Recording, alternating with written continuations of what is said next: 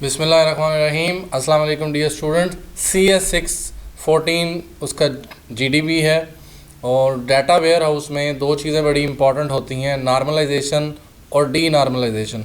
Data warehouse के अंदर denormalisation process ज़्यादा प्रेफरेबल होता है क्योंकि डिस्ट्रीब्यूटेड डाटाबेस के अंदर डाटा जो है वो छोटा छोटा करके डिफरेंट जगह पे रखा जाता है और यहाँ पे परफॉर्मेंस ज़्यादा मैटर करती है।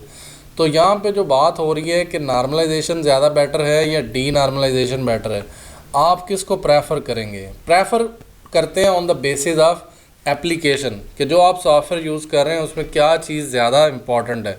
अगर तो उसमें डाटा की डुप्लीकेशन कम होनी चाहिए, डाटा डुप्लीकेट कम हो तो हम नॉर्मलाइजेशन प्रेफर करेंगे। अगर हम चाहते हैं परफॉर्मेंस ज़्यादा अच्छी हो तो हम डी नॉर्मलाइजेशन को प्रेफर करेंगे।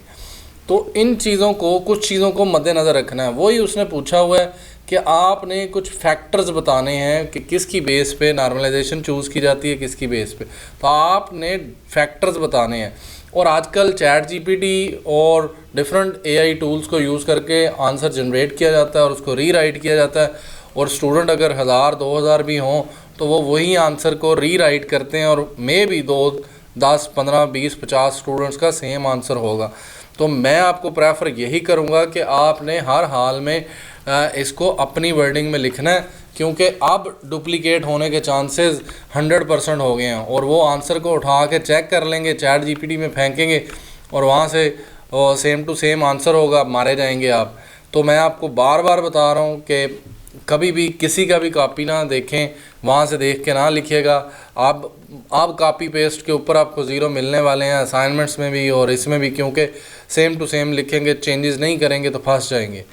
पहली चीज़, नॉर्मलाइजेशन को थोड़ा सा एक्सप्लेन कर दें कि जी नॉर्मलाइजेशन में डाटा रेडंडेंसी, डाटा डुप्लीकेशन जो है वो ख़त्म हो जाती है। तो जहाँ डुप्लीकेशन कम करनी हो, यानी इसमें से आप एक फ़िक्रा ले लें कि where we need to remove the data redundancy, where the preferences of remove the data redundancy, वो use normalization. When second point जो है, when there is a need more data integrity. Data integrity mean accuracy. When we need more accuracy in databases, where we remove the duplication and improve the data integrity, then we use normalization. Performance is reducing in normalization. जब हम चीज़ों को break down करते हैं और different जगह पे store करते हैं, क्योंकि नॉर्मलाइजेशन का प्रोसेस होता है कि डाटा को ब्रेक डाउन करके डिफरेंट जगह पे रखना है, तो वहाँ पे परफॉर्मेंस डाउन हो जाती है। जहाँ पे आप परफॉर्मेंस मैटर नहीं करती, एक्यूरेसी मैटर करती है और डुप्लीकेशन कम होनी चाहिए, परफॉर्मेंस इतनी ज़्यादा ज़रूरी नहीं है, तो वहाँ normalisation is a best option.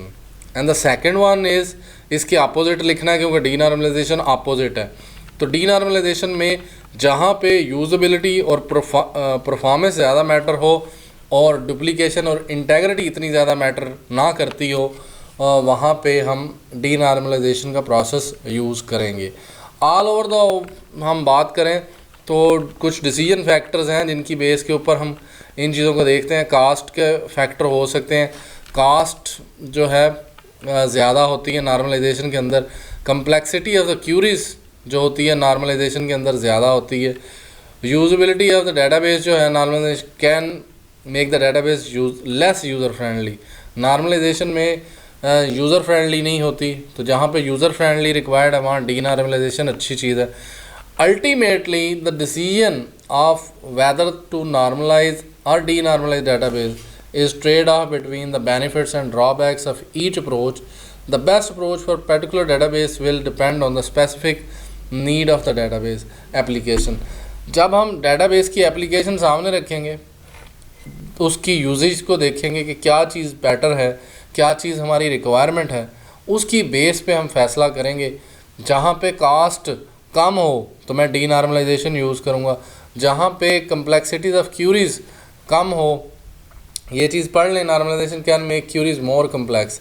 जहाँ पे क्यूरीज कम्प्लेक्स ज़्यादा होंगी वहाँ नॉर्मलाइजेशन होगी, जहाँ लेस होंगी वहाँ पे हम इसको। तो डिसीजन फैक्टर्स जो हैं वो कम्प्लेक्स क्यूरीज, कास्ट है, परफॉर्मेंस है, यूज़बिलिटी है और बेसिस ऑन द एप्लीकेशन हम देखते हैं। कास्ट ऑफ स्टोरेज है, नॉर्मलाइजेशन में जो हार्डवेयर या हार्ड डिस्क स्टोरेज रिक्वायर्ड होगी, क्योंकि डाटा बड़ा नॉर्मलाइज होकर होता है तो उसमें डाटा कम अमाउंट में होता है, तो नॉर्मलाइजेशन हमारी कास्ट बचाती है, स्टोरेज कास्ट बचा लेती है। लेकिन डी नॉर्मलाइजेशन में डाटा बिखार के बिखरा हुआ होता है, डिफरेंट डिफरेंट जगह पे उसकी ज़्यादा प्लांटेशन की होती है, तो इसलिए डी नॉर्मलाइजेशन में ज़्यादा स्टोरेज कैपेसिटी इस्तेमाल होती है। तो इन सारे फैक्टर्स को आप मद्देनज़र रखते हुए अपनी वर्डिंग में इन सब को लिखिएगा। खुदारा किसी का कॉपी ना करिएगा, मैं बता रहा हूँ आप बहुत ज़्यादा चांसेस हैं फंसने के।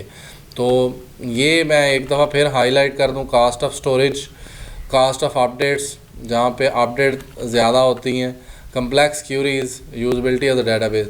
आप दोनों की फेवर में बोलेंगे, दोनों की बैक पे भी बोलेंगे और कहेंगे कि एट द एंड बोलेंगे it all depend on the application. जो हम सॉफ्टवेयर यूज़ करेंगे हमारी कंपनी के लिए, जो सॉफ्टवेयर होगा उसमें जो उसके यूजेज होगी उसकी बेस पे हम डिसाइड करेंगे कि डी नॉर्मलाइजेशन बेटर है या नॉर्मलाइजेशन बेटर है।